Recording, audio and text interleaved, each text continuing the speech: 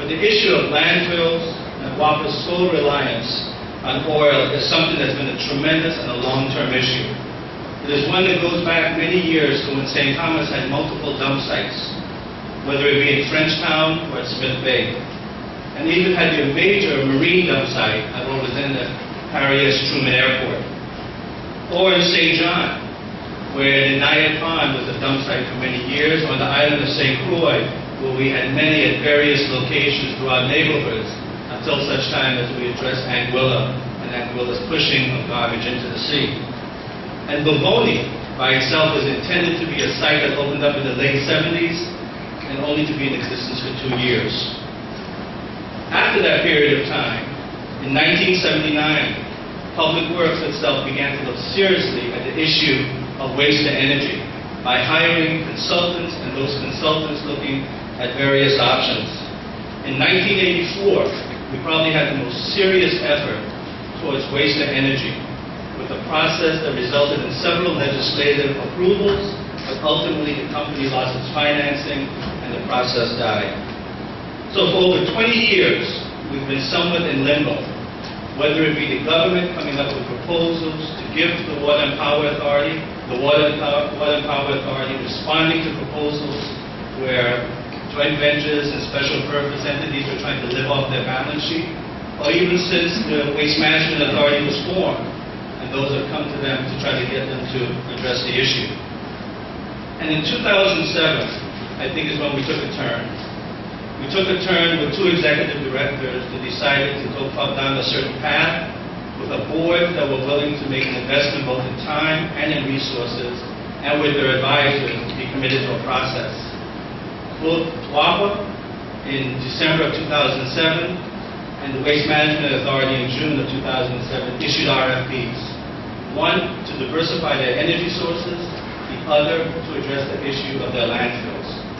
And it's a process that they began and undertook both with their internal staffs, but also through technical consultants to make sure they were looking at the best options in a process that was fair and, most importantly, that was open and equitable. Well, I want you to understand that this is our 3rd attempt at an RFP, the Virgin Islands Water and Power Authority. And this is going to be the first successful one, but not because there wasn't a lot of hard work put into the previous 2.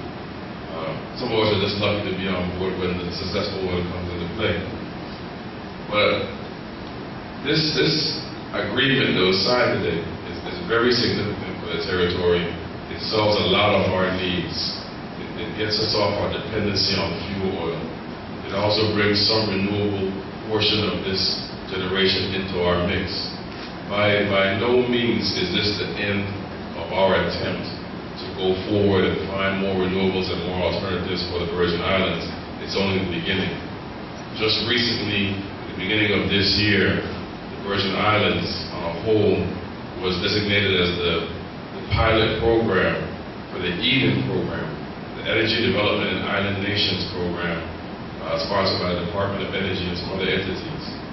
And that union, as well as what we're doing now, is going to lead the way for us to develop a generation portfolio that is indicative of not only price-conscious decisions, but environmentally sound decisions.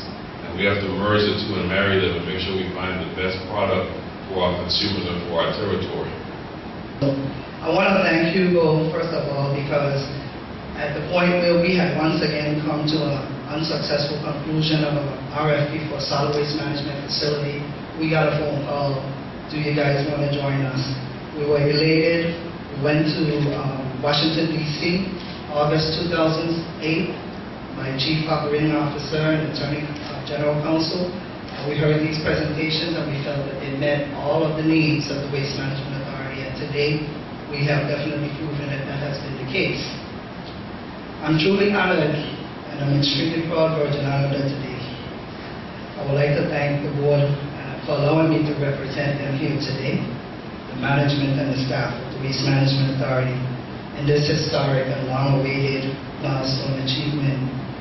On behalf of the people of the Virgin Islands, and very likely on behalf of the region, the Caribbean region at large, after more than 30 years of table discussions, unfruitful solicitations, numerous proposals, uninterrupted project starts for both waste management and alternative energy, we have finally arrived.